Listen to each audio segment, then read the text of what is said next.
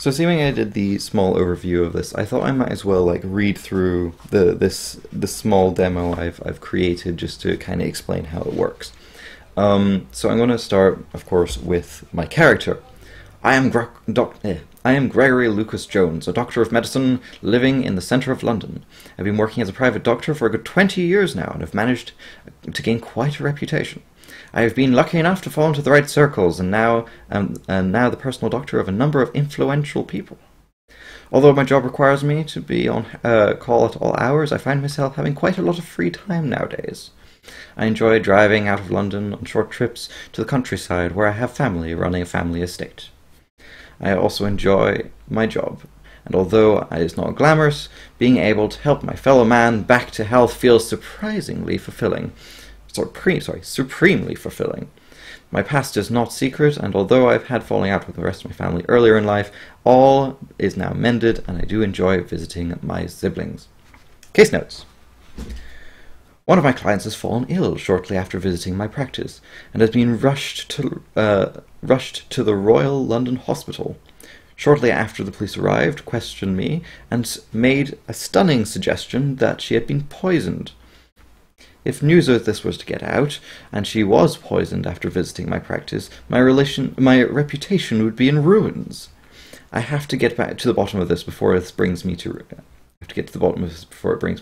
I've put that twice there. Whoops. From what I remember, Miss Margot Vermond arrived at my practice about 11:15 on the Thursday, the 21st. She was complaining about her hip and how it was aching. I gave a quick look over and came to the conclusion that it was tendinitis. I gave her some muscle relaxants, and after a brief conversation about how she was doing, before she left. Last time I saw her was about 11:30 when I noted down her visit in my diary. So, at this point, whoever's playing Gregory wouldn't have read all that out. They would have just known it, and they would now be role-playing with the other players.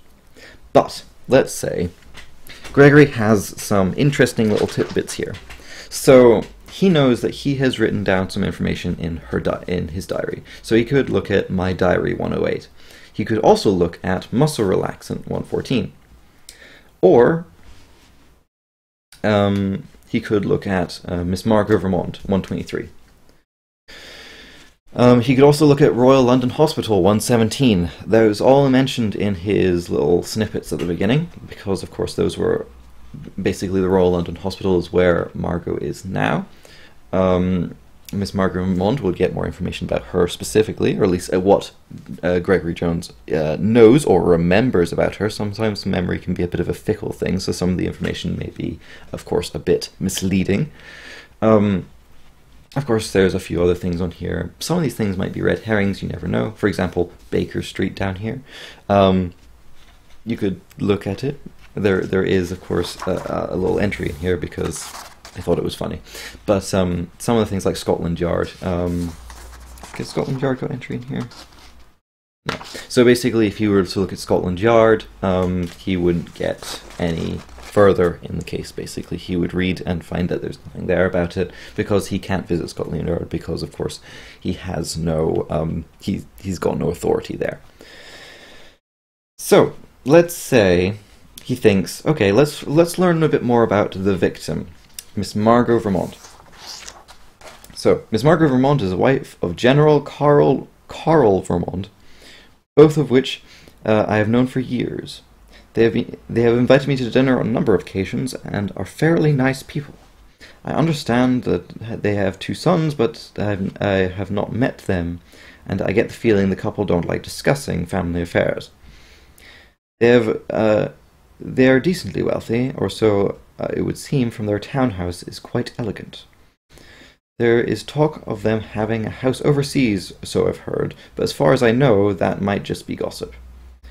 The general was retired and quite a bit older than his spouse. However, they seem to enjoy living with each other as far as their relationship goes. I understand that Mrs. Vermond is quite fond of wine, and although I suggest that she doesn't overdo it, I hear she gets a little tipsy quite often. Lastly, being her doctor, I know that Mrs. Vermont has a heart condition. Nothing particularly serious, just a slightly high heart rate, but which she has been taking medicine for. And that's all the information I get about that. So now we know that she takes heart medication, which of course is here on the thing. Of course, General Vermont is also here. There's also, he knows that they have 2 sons, so you could, if this was a longer book, because of course in Sherlock Holmes Consulting Detective you had a big diary of people, you could look for all the other Vermonts in London. But of course this one doesn't have any, so, oh, actually it does have one, Mr. John Vermont, so that might be one of the 2 sons, but you never quite know. Of course, there's the crime scene here, which you could also look at. Of course, maybe it's more interesting that you want to find out something about what you already know. So, let's say you think, okay, we know that she needs heart medication. So, what is her heart medication? Miss Vermont has been on her heart medication for a couple of years and has never had problems with them. Sorry, on the heart medication for a couple of years and never had problems with them. I have also prescribed a number of other medicines since, and she has never had a problem with any of the other prescriptions. I can't believe that this prescription is any different. So, we know that she's dealt with heart medication fine, and she doesn't seem to have had any side effects from anything else being prescribed to her.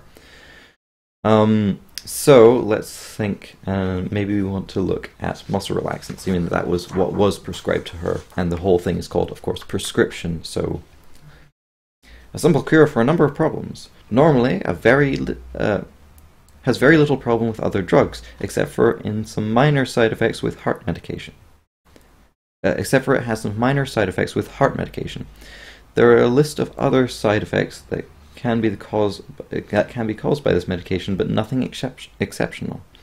I warned Mrs. Vermont that she should stop taking them and return to me if she felt her heart was beginning to be a problem. So, we know that the 2 medications do supposedly have a little bit of interaction with each other, but we don't know if that was the cause of her episode or not. And also, there doesn't seem to be particularly indicating that she was poisoned, because muscle relaxant and heart medication, even there could be a side effect, doesn't suggest that there would be any reason to suspect poison. So, let's have a look. Maybe we should look at Royal London Hospital. The hospital staff told me that Mrs. Vermont came into the hospital after fainting, vomiting, having an irregular heartbeat. Apologies. The doctors think that she was poisoned with chloroform or something similar. After doing some tests on the expelled fluids,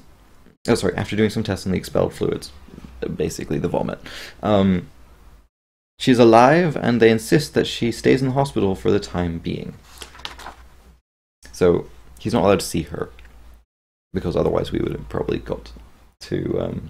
Actually, I should probably put that in there, that they won't allow any visitors. But yeah, in the meantime, okay, so we know that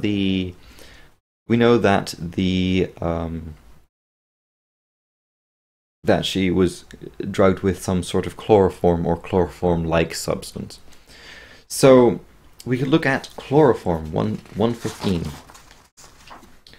Chloroform is a substance used to induce calmness and sleepiness in a patient. It is usually used before surgery. Taken in large doses, it can be fatal, as it can cause heart and liver failure. Some around London use it recreationally, and some use it to subdue others. It is also addictive, like many other drugs, so finding some in London might not be as hard as it should be. So, chloroform isn't a hard substance to get hold of. So, in that case, we don't have any connection from chloroform to anything else. However, we do know that maybe the chloroform is the reason she fainted and fell over. The issue is, where do we go from here? We know, what else do we know? We have my diary, which we have figured out. We have the crime scene. We could always look at that. We go to 105. We go to 105 and they say, they won't let me pass the police tape, but from what I can see, it looks like they are guarding a puddle of vomit next to a lamppost.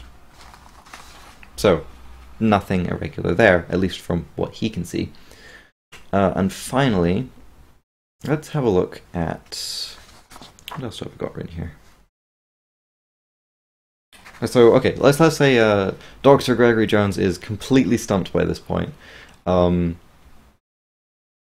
And he decides, I'm going to get the help of Sherlock Holmes, so he goes to Baker Street, 120. At which point he says, if Holmes was only real, he could ask... I could ask for his help to get me out of this pickle. Of course, Sherlock Holmes doesn't exist in this universe, so they have to do it alone. Now, you may have noticed that this guy's ran into a brick wall. There isn't really much else he can do, at least not with the numbers that he knows. So this is where the other characters would come in. For example, the police officer would know that on Miss Margot Vermond there was found a empty bottle, which is why empty bottle's here, 119. So you could ask the police chief that about the empty bottle, and he would answer. About Jessica Vermond, and he would probably give the report saying she had an empty bottle on her and a house key on her. At which point, the good doctor could look back at empty bottle 119 and look into this book, look for 119 and go, a bottle used to contain the muscle relaxant pills I prescribed to Miss Vermont. But now it's empty. I wonder where all the pills went. She surely couldn't have taken them all herself. So the pills are missing. At least the muscle relaxant pills are missing. So that kind of leads on to some other questions, and the game would continue from there. Now, I've kind of explained that you're not supposed to look through this book yourself. And the way the game works is, as a group, you make judgment calls about who you're going to basically convince to talk, and basically going to shunt their memory, basically. So when you choose a subject, you choose a player, and they look at that number on the subject, and then you add a counter. The counter is literally a score. The lower the score, the better. So the idea is that the players kind of don't look through the entire book, every single line of every single book, but they look at the lines of the books that are most relevant, much like the way consulting detective works. There's also the whole idea of everybody's going to get their chance in the spotlight. So this is, like I said, everyone's going to have a character, everyone's going to get a chance to talk, and everybody's going to basically... That's the other thing, it's like it's supposed to be a kind of role play experience between multiple people. So like I said, this is only one case. The idea is to have multiple cases with different numbers of people between about, I was thinking about 3 and 6 people. This one is going to, of course, have 4. I have some of the other characters already written down. I kind of made this quickly just to demonstrate it. Yeah, so that was Sleuth. I hope you enjoyed this little demo, and I would like to see your comments. So, comment down below, and I'll see you next time.